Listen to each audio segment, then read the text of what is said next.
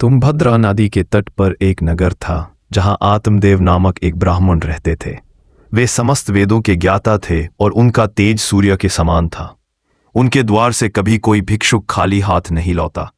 उनकी पत्नी का नाम धुंधुली था, जो सुंदर तो थी लेकिन स्वभाव से झगड़ालू थी। धुंधुली अक्सर झगड़े के लिए बातें करती, पर आत्मदेव शांत रहते थे।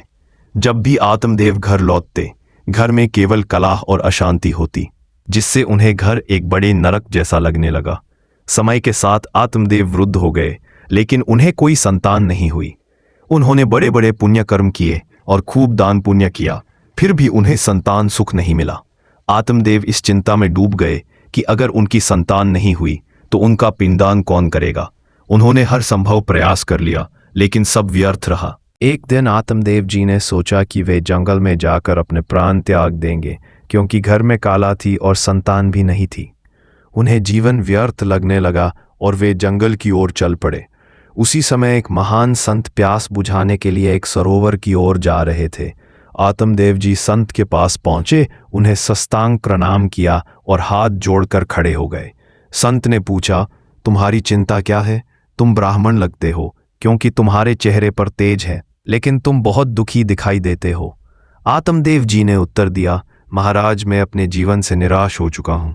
मेरे पास संतान नहीं है, अब मेरे पितरों का पिंडदान कौन करेगा? यहाँ तक कि मेरी गाय भी बछड़ा नहीं देती। अब मैं अपने प्राण त्यागने के लिए जंगल आया हूँ। यह सुनकर संत ने अपनी दिव्य दृष्टि से आत्मदेव जी का भाग्य देखा और बोले, आत्मदेव, पुत्र का मोह छोड़ दो। मैं देख रहा हूँ कि तुम्हारे भाग्य में एक नहीं, 7 जन्मों तक संतान का योग नहीं है। भजन करो और संतान की इच्छा त्याग दो। आत्मदेव जी ने कहा, मुझे उपदेश मत दीजिए, मुझे केवल पुत्र चाहिए। अगर मुझे पुत्र नहीं मिला तो मैं आपके सामने ही अपने प्राण त्याग दूंगा। आत्मदेव जी का आग्रह देखकर संत ने कहा, विधाता के लेख को कोई मिटा नहीं सकता, लेकिन तुम्हारी प्रार्थना को देखकर मैं कुछ कर सकता हूं। संत ने योग बल से एक फल प्रकट किया और कहा, यह फल अपनी पत्नी को खिला देना, इससे एक ज्ञानी पुत्र का जन्म होगा। यह सुनकर आत्मदेव जी अत्यंत प्रसन्न हुए और उन्होंने वो फल अपनी पत्नी धुंधुली को दिया। धुंधुली ने कहा, फल तुरंत थोड़ी खाया जाता है, नहा धोकर खाया जाता है। ये फल मुझे दे दो और आप निश्चिंत हो जाओ। धुंधुली का स्वभाव क्रूर और कुटिल था। उसने अपनी बहन को बुलाया और रोते हुए कहने लगी, बहन, मुझे बड़ी चिंता हो रही है। आत्मदेव जी ये फल लाए हैं जिससे गर्भ धारेगा। सुना है गर्भधारण और बच्चे के जन्म के समय बहुत कष्ट होता है। ये सब मैं सहन नहीं कर पाऊंगी। उसकी बहन ने कहा, मैं भी गर्भवती हूं। तुम ऐसा करो, मेरे पति को धन दे दो और गर्भवती होने का नाटक करो। जब मेरा बच्चा होगा तो मैं उसे तुम्हारे घर पहुंचा दूंगी। फिर मैं कह दूंगी कि मेरा बच्चा मर गया। धुंधुली इसके लिए सहमत हो गई। उसकी बहन ने यह भी कहा, जो फल लाए हो उसे पहले गाय को खिला दो, ताकि उसकी परीक्षा हो सके। जैसा उसकी बहन ने कहा, धुंधुली ने ठीक वैसा ही किया। उसने वो फल गाय को खिला दिया और गर्भवती होने का नाटक शुरू कर दिया। जैसे ही उसकी बहन के यहाँ बच्चा हुआ, धुंधुली ने घोषणा कर दी कि उसे पुत्र की प्राप्ति हुई है। आत्मदेव जी अत्यंत प्रसन्न हो गए। उन्हें इस बात का अंदाजा नहीं था कि घर में क्या षड्यंत्र रचा जा रहा है। वे तो बस ये मानकर सुखी थे कि संत द्वारा दिए गए फल से उनका पुत्र जन्म है। 3 महीने बीत गए और इस बीच गाय ने भी एक संतान को जन्म दिया। वह संतान मनुष्य के शरीर के आकार की थी, लेकिन उसके कान गाय जैसे थे। वह सुंदर, दिव्य और स्वर्ण जैसे कांच से दमकता हुआ था, जो योग बल का परिणाम था। आत्मदेव जी की खुशी का ठिकाना न रहा। घर में एक नहीं 2 बालकों का जन्म हुआ, एक उनका पुत्र और दूसरा गाय की संतान। चूंकि गाय की संतान के कान गाय जैसे थे, आत्मदेव जी ने उसका नाम गोकर्ण रखा। दूसरी ओर धुंधुली ने अपनी क्रूर मानसिकता के अनुरूप बिना किसी शास्त्रीय विधि के अपने पुत्र का नाम धुंधकारी रख दिया। कुछ समय व्यतीत हुआ और गोकर्ण और धुंधकारी दोनों युवा हो गए। गोकर्ण ने वेदों का ज्ञान प्राप्त किया और धर्म के मार्ग पर चलने वाला महान ज्ञानी और महात्मा बना। इसके विपरीत धुंधकारी ने अपनी दुष्ट प्रवृत्तियों को और बढ़ावा दिया। उसके अंदर पवित्रता का कोई नामो निशान नहीं था। उसका आचरण अत्यंत बुरा था। वह पशुओं की तरह खान पान करता, क्रोध में आग बबूला हो जाता, कांदी वस्तुओं और आदतों से प्रेम करता और हिंसा में लिप्त रहता। धुंधकारी का स्वभाव बचपन से ही आक्रामक और हिंसक था। चोरी करना, द्वेष रखना और दूसरों की संपत्ति को नुकसान पहुंचाना उसका रोजमर्रा का काम बन गया था। धीरे धीरे उसने मांस खाना भी शुरू कर दिया। उसकी संगति और भी खराब होती गई और वह व्यभिचार में लिप्त हो गया। वेश्याओं के संपर्क में आकर उसने घर की सारी संपत्ति उन पर लुटा दी। एक दिन आत्मदेव जी ने धुंधकारी से कहा, तुम्हारे आचरण इतने दुष्ट हो गए हैं कि ऐसा लगता है तुम हमारे सर्वनाश के लिए जन्मे हो। ये सब क्यों कर रहे हो? इस पर धुंधकारी क्रोधित हो गया और उसने अपने पिता आत्मदेव जी की बेरहमी से पिटाई कर दी। उसी क्षण आत्मदेव जी को संत की वो बात याद आ गई जिसमें उन्होंने कहा था कि तुम्हारे भाग्य में पुत्र सुख नहीं है। आत्मदेव जी को पिटे देख धुंधुली ने कुछ दया दिखाने की सोची और अपने पति को बचाने के लिए आगे आई, लेकिन धुंधकारी ने उसकी भी बुरी तरह पिटाई कर दी। धुंधकारी ने घर की सारी संपत्ति, जेवर और यहाँ तक कि बर्तन तक बेच दिए और वेश्याओं पर लुटा दिए। जब सब कुछ खत्म हो गया तो खाने को भी कुछ नहीं बचा। धुंधुली रो रो कर कहने लगी, इससे तो अच्छा होता कि मैं बंज ही रह जाती। अब मैं कहाँ जाऊं? कौन मेरी मदद करेगा? इतनी बड़ी विपत्ति आ गई है कि ना खाने को कुछ है और न पीने को।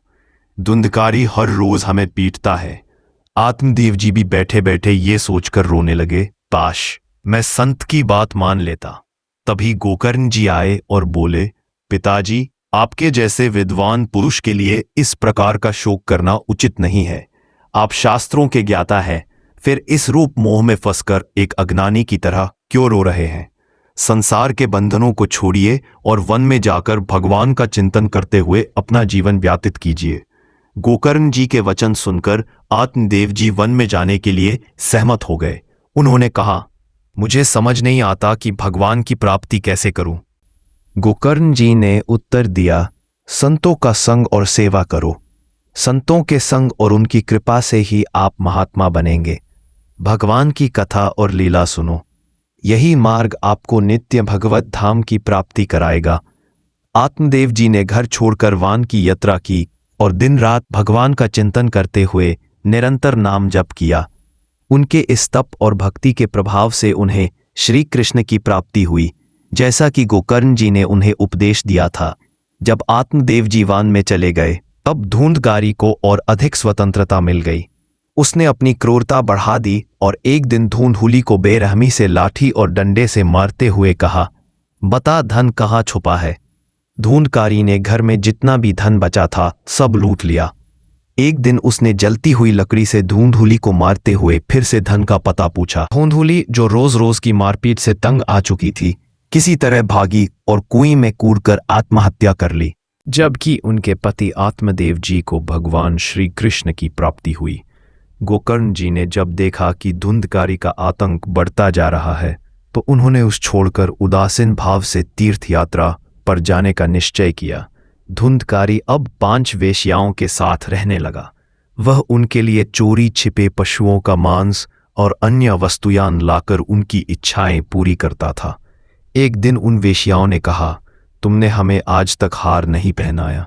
धुंधकारी ने उन्हें हार लाने का वादा किया और इसके लिए उसने चोरी करके धन जुटाने का प्रयास शुरू किया। जब वेश्याओं ने देखा कि धुंधकारी रोज चोरी करता है और अब हार लाने के लिए बड़ा धन इकट्ठा कर रहा है तो उन्हें भय हुआ कि वह जल्द ही पकड़ा जाएगा। उन्होंने सोचा, यदि वह पकड़ा गया तो राजा उसे फांसी देगा और उसके साथ हमें भी फांसी हो जाएगी। मरना तो तय है, क्यों ना हम ही इसे मार डालें ताकि हम बच सकें। इस प्रकार उन्होंने गुप्त रूप से ये संकल्प लिया कि वे धुंधकारी को मार देंगी। एक रात जब धुंधकारी गहरी नींद में था, 5 वेश्याएं उसकी चरपाई के पास आई और उसे रस्सियों से बांध दिया। जब उसकी आंख खुली तो उसने देखा कि वेश्याएं उसे मारने की कोशिश कर रही हैं। उन्होंने रस्सी से उसका गला घोंटने का प्रयास किया।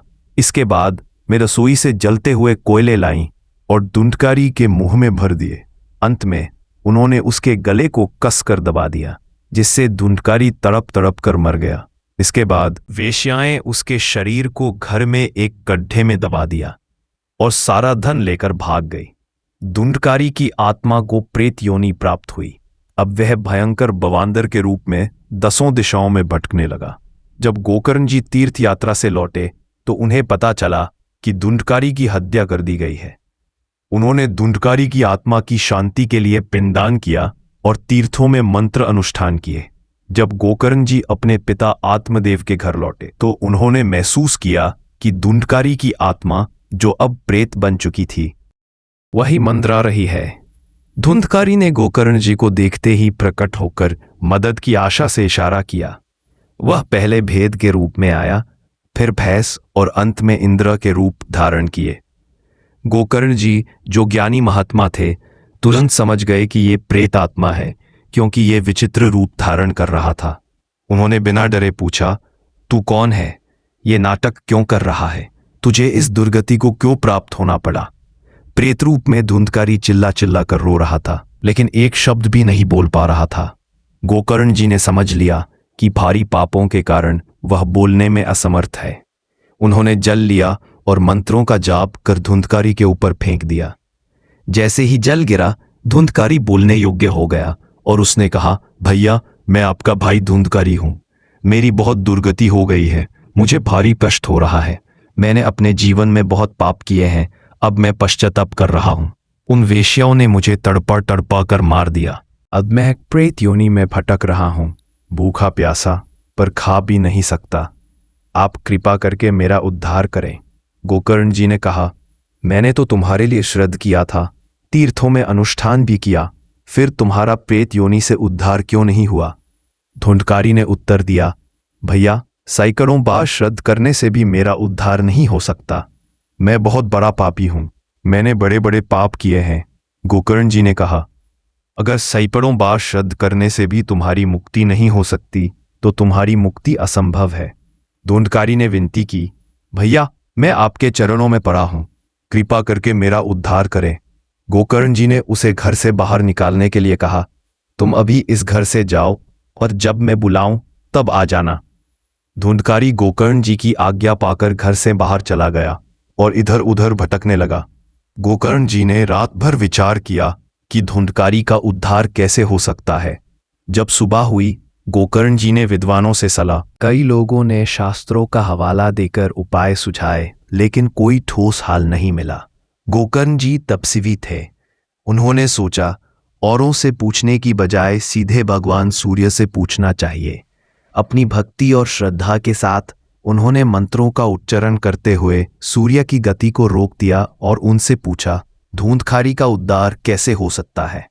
सूर्यदेव ने गोकर्ण जी की प्रार्थना सुनी और कहा, श्रीमद् भागवत का नियमित रूप से 1 सप्ताह तक पाठ कराओ, 7 दिन में उसकी मुक्ति हो जाएगी। सूर्य भगवान की आज्ञा मानकर गोकर्ण जी ने निश्चय किया कि वे स्वयं भागवत कथा सुनाएंगे और धुंधकारी का उद्धार करेंगे। कथा का समय तय किया गया और जब लोगों ने सुना कि भगवान की कथा से सभी पापों का नाश हो जाता है, तो पापी और पुण्यात्मा सभी कथा सुनने के लिए आए। गोकर्ण जी ने धुंधकारी को भी बुलाया और कहा, तो इस 7 गंठ वाले बांस पर बैठ जा और कथा सुन। धुंधकारी वायु रूप धारण कर बांस के छिद्र में जाकर बैठ गया। गोकर्ण जी ने एक वैष्णव को मुख्य श्रोता बनाकर स्पष्ट स्वर में भागवत कथा सुनानी प्रारंभ की। प्रतिदिन शाम को कथा का विश्राम किया जाता था और पहले दिन के अंत में बांस की 1 गंठ टूट गई। इसी प्रकार हर दिन 1 गंठ टूटती गई। 7वें दिन जब 7वीं गंठ भी फट गई, तब धुंधकारी दिव्य स्वरूप में प्रकट हुआ। उसका श्याम वर्ण था, उसने पीतंबर धारण किया था, तुलसी की माला पहनी थी और उसके सिर पर मनोहर मुकुट और कानों में कुंडल थे। वह गोकर्ण जी के सामने आया और प्रणाम करते हुए बोला, भैया, अब मैं प्रेत योनि से मुक्त होकर भगवत पार्षद बन गया हूं। सभी ने यह दृश्य देखा और जय घोष किया। तभी एक दिव्य विमान आया और भगवान श्री कृष्ण के पार्षदों ने कहा, धुंधकारी आओ। धुंधकारी दिव्य विमान पर बैठ गया। जब वह विमान पर बैठकर जाने लगा तो गोकर्ण जी ने उसे रोकाते हुए कहा, रुको, यह क्या? कथा तो हजारों लोगों ने सुनी है। 2000 विमान आने चाहिए और सबको ले जाना चाहिए, क्योंकि मैंने सभी के लिए समान रूप से कथा सुनाई थी और सबने ध्यान से सुनी थी। भगवत पार्षदों ने उत्तर दिया, गोकर्ण जी, आपके सुनाने में कोई भेद नहीं था, परंतु सुनने में भेद हो गया। धुंधकारी ने उपवास करते हुए बिना खाए पिए कथा का श्रवण और मनन किया। उसने रात दिन कथा का चिंतन किया, इसीलिए वह परम पद का अधिकारी बना। बाकी लोग केवल कथा सुनकर चले गए, उन्होंने मनन नहीं किया, इसीलिए उनका उद्धार नहीं हो सका। यह कहकर विमान चला गया।